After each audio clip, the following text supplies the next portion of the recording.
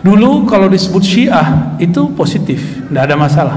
Di zaman dulu Syiah itu pengikut Ali, lawan Muawiyah, itu politik. Belakangan gerakan ini menjadi sebuah akidah. Maka ada beberapa zuriat Nabi protes kepada saya, semua Habib itu Syiah. Saya tanya, Syiah apa dulu? Syiah mahabbah pengikut Sayyidina Ali atau Syiah Rafidah? Saya tanya gitu. Kalau cinta Sayyidina Ali, maka semua kita Syiah. Ya enggak? Benar, antum cinta Sayyidina Ali enggak? Kita semua cinta Sayyidina Ali. Tapi jika cinta Sayyidina Ali membenci sebagian sahabat, maka itu tidak termasuk Syiah yang kita maksud. Ya. Jadi Syiah itu sebuah istilah politik yang kemudian berubah menjadi istilah agama. Karena ada politisasi agama. Ini yang bergawat nih di Indonesia mulai ini. Dulu saya kajian, Bapak Saudara makan Allah, tentang kajian Ma'rifatul Ruh, nggak ada yang protes. Giliran saya ngisi di Kemenak, dicari-cari kesalahan saya. Ya, oh kayaknya emang ada yang nggak seneng kita buka ilmu ini. Jadi antum nggak usah balas-balas ya, biarin aja ya. Ya. Jadi nggak usah khawatir. Saya kemudian diperkarakan masalah Al-Ghaus, Al-Mahdi. Antum coba cek, apakah pernah saya menaskan menyebutkan Al-Mahdi seseorang? Kan nggak ada. Ada nggak di kajian saya? Hah? Pak Hashim ikut saya kan selama ini.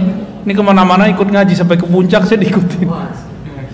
Pernah nggak saya mengatakan Al-Ghaus Al-Mahdi si fulan? Pernah nggak? Nggak ada. Justru saya mencintai semua ahlul bait karena saya khawatir nanti dari keluarga mereka keluar Al-Mahdi. Gitu.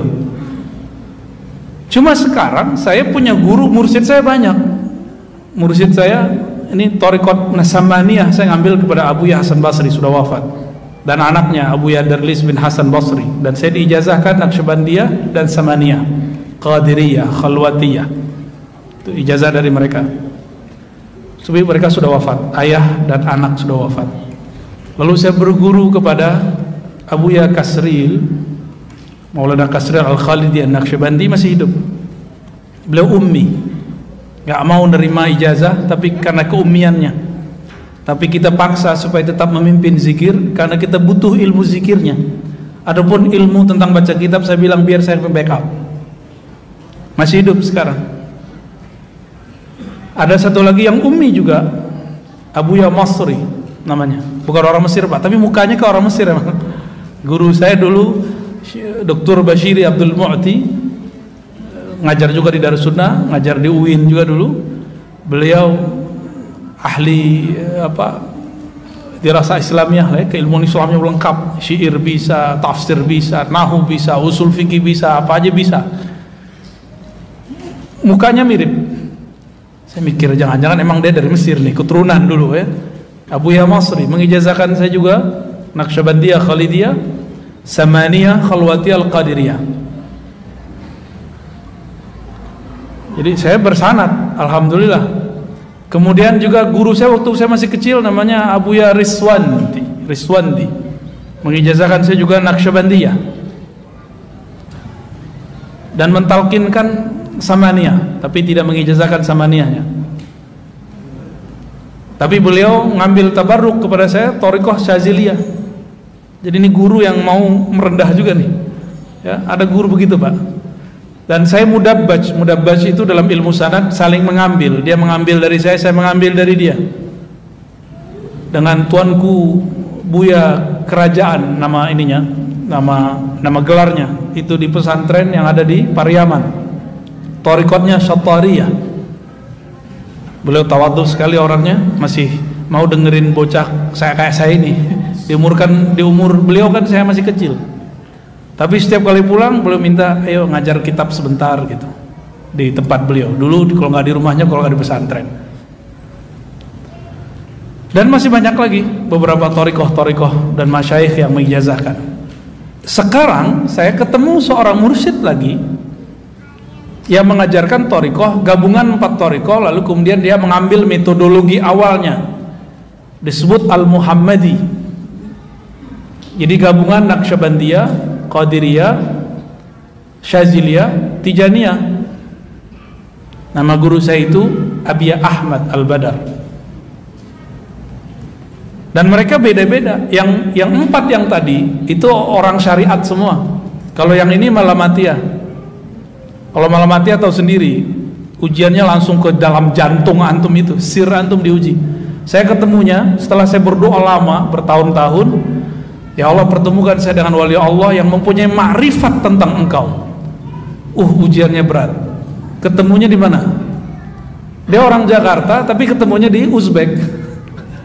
Jadi saya karena dari kecil belajar Naqsyabandiyah, saya pengen ziarah ke Naqsyabandiyah dan minta izin, minta kepada Allah, ya Allah pertemukan saya dengan wali-wali Allah. Ternyata saya sekamar dengan beliau. Malam-malam kenalan sampai kami di kota Bukhara. Jadi turun di Tashkent, dari Tashkent terbang lagi ke Bukhara, sekamar. Kata beliau, maafin ya kalau saya agak nyeleneh-nyeleneh. Iman saya itu mulai diuji tuh. Pandangan batin saya mulai diuji. Mulai diuji, Pak. Kak, aneh kenapa? Saya panggil dia Syekh. Dulu belum ada aneh-aneh, pakaiannya masih biasa ke orang biasa. Terus beliau bilang ke saya, ini sering ada kontak batin dengan Sayyidina Al-Khidir. Wah, merinding saya waktu itu. Beneran nih orang nih, wajahnya kok nggak ada tampangnya sama sekali. Pakai jam mahal, ya, pakai baju, pakai celana levis. Pusing juga kita tuh mikirin orang nih, ini zohirnya begini. Dicek sosmednya,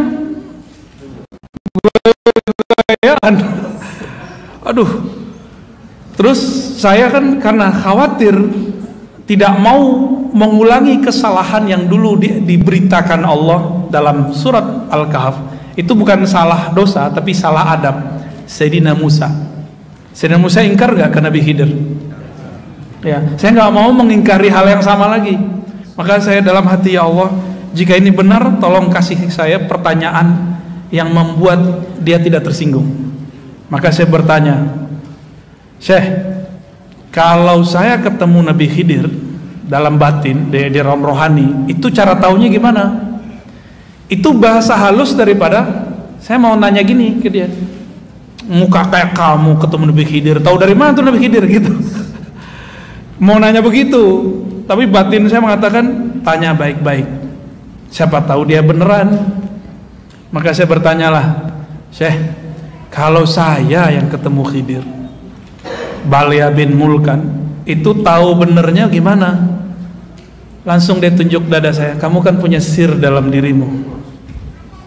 Merinding saya ditunjuk begitu. Kamu punya sir dalam dirimu. Sirmu itu ada ruh di dalamnya. Ruh kenal dengan ruh, sir kenal dengan sir.